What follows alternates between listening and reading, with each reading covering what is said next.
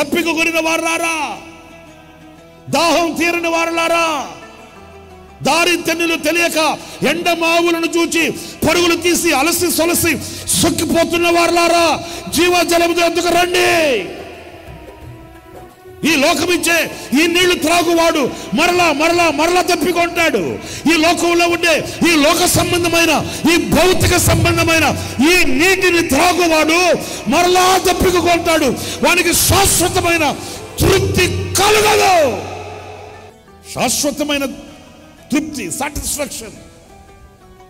ఇక చాలు, ఇక చాలు, నా జీవితం ధన్యం, నా జీవితం సార్థకం, నా జీవితం సఫలం. ఎవడు చెప్పగలుగుతాడు ఈ మాట? ఎవడైతే జీవజలములను త్రాగుతాడో, ఎవడైతే జీవజలముల యొద్దకు వస్తాడో, ఎవడు జీవజలమైన యేసయ్యను అంగీకరిస్తాడో.